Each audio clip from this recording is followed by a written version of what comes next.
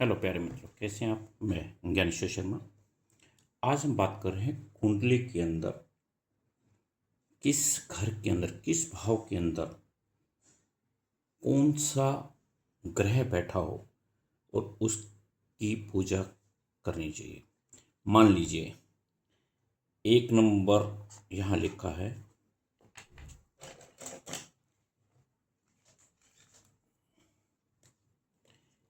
और यहाँ पर सूर्य बैठा है।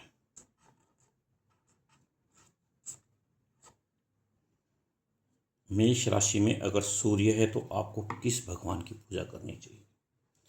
अगर सूर्य आपकी मेष राशि के अंदर है तो आपको भगवान श्री राम की पूजा करनी चाहिए।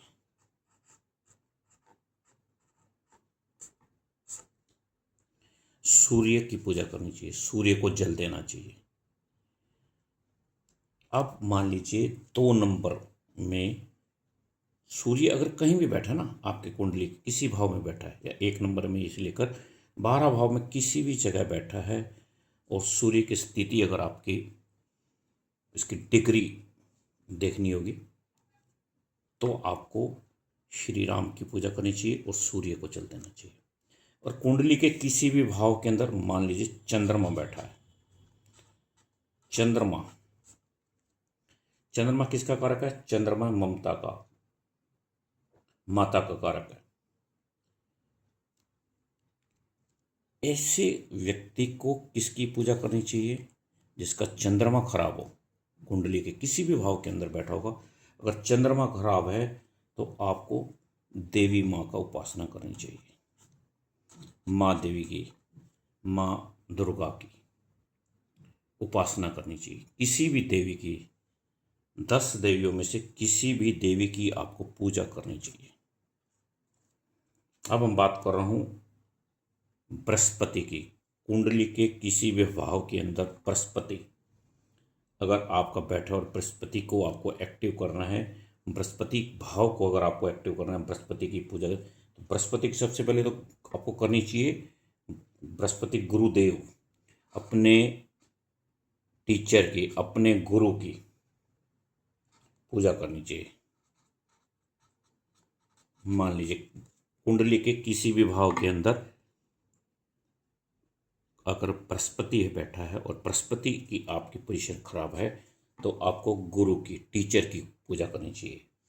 और अगर आपको पूजा करनी है तो विष्णु भगवान की करनी चाहिए। विष्णु भगवान की पूजा करनी चाहिए अगर आपकी का बृहस्पति कमजोर है तो। अगर आपका राहु कमजोर है, कुंडली के किसी भी भाव के अंदर अगर राहु खराब है, राहु की दशा है, राहु की महादशा आती है, राहु प्रॉब्लम देता है, ग्रोथ। राहु क्या करता है? ग्रोथ भी देता है और नेगेटिविटी भी देता है। अब जो देने भी आएगा तो इतनी ग्रोथ दे देगा और कोई ग्रह दे ही नहीं सकता।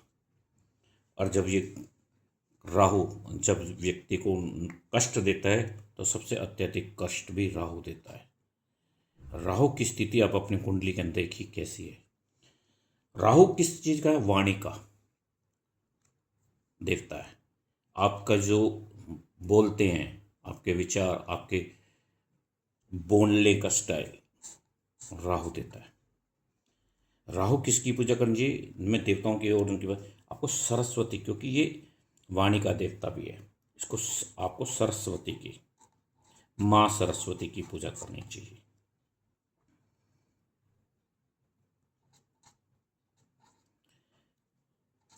सरस्वती माँ की पूजा करनी चाहिए आपको। ये ग्रोथ देगा। अगर कोई बच्चा पढ़ाई नहीं करता, पढ़ाई में दिक्कत करता है, तो उसको माँ सरस्वती की पूजा करनी चाहिए। राहु को देख के कैरियर बनाना है आपको तो माँ सरस्वती की पूजा कीजिए। सरस्वती की पूजा कीजिए तो आपको अति अधिक लाभ मिलेगा। अब हम बात कर रहे हैं बुध। बुध जो ग्रह, ये जिसके साथ बैठता है उसी का ही फल देता है। बुध को एक्टिव करना हो, क्योंकि ये जिसके साथ भी रहेगा उसको ही तेज कर देगा।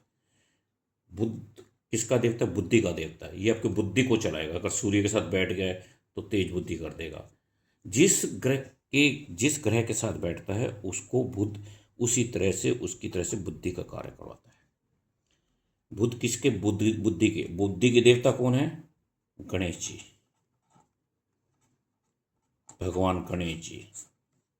आपको पूजा किसकी करनी चाहिए? आपको आपका बुध खराब है तो आपको बैलेंस बनाना है लाइफ के अंदर, तो सबसे पहले किसकी पूजा करनी चाहिए? बुध भगवान की। बुध को एक्टिव करने के लिए भगवान गणेश जी की जितनी आप पूजा करेंगे आपको उतने अधिक लाभ मिलेगा। अब हम बात कर रहे हैं शुक्र की।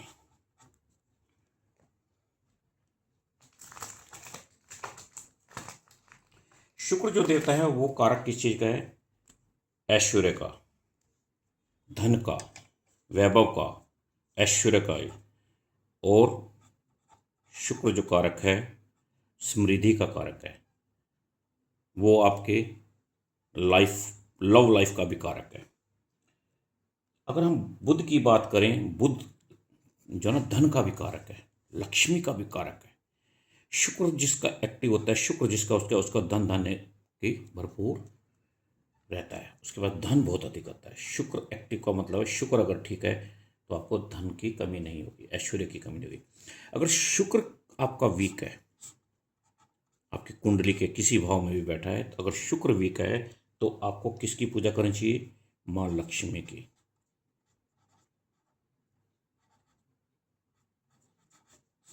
लक्ष्मी जी की पूजा करनी चाहिए शुक्र को एक्टिव करने के लिए।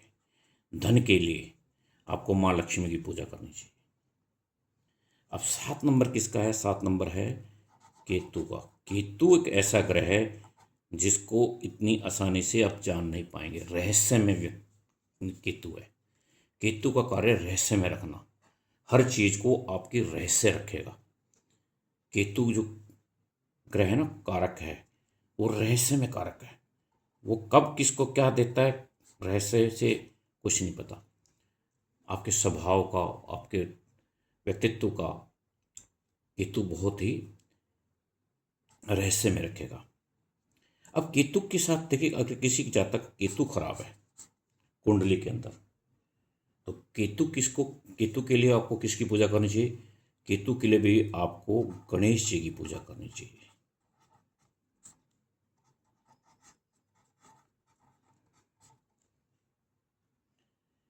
गणेश जी की आप पूजा करेंगे तो केतु भी आपका लाभ देगा। अगर आपकी कुंडली में अंदर केतु खराब है तो कुंडली के अंदर केतु के साथ साथ आपको गणेश जी की पूजा करनी चाहिए केतु के लिए। अब हम बात करते हैं शनि।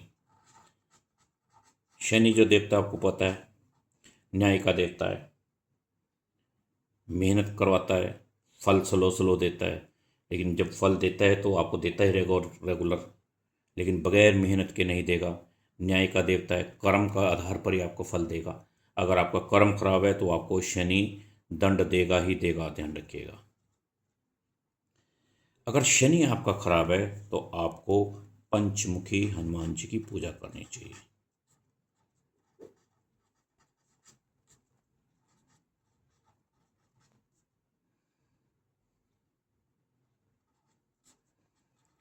पंचमुखी हनुमान जी की पूजा कीजिए, शनि आपका ठीक हो जाना शुरू हो जाएगा। अब हम बात करते हैं मंगल की। एक कुंडली के किसी भी भाव के अंदर आपके बैठे हों, 1 से लेकर 12 घर के अंदर, कुंडली के किसी भी भाव के अंदर अगर बैठे हों तो आपकी इनकी पूजा करेंगे तो आपको फल मिलेगा। मंगल किसका कारक है? मंगल अग्रेसिव, गुस्सा।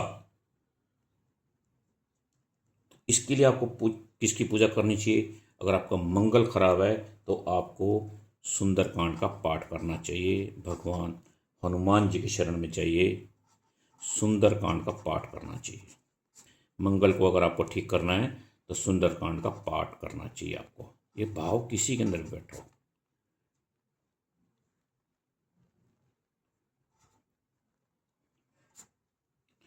सुंदरकांड का पाठ करिए, आपको अति लाभ मिलेगा। हनुमान जी की पूजा कीजिए, हनुमान चालीसा कीजिए।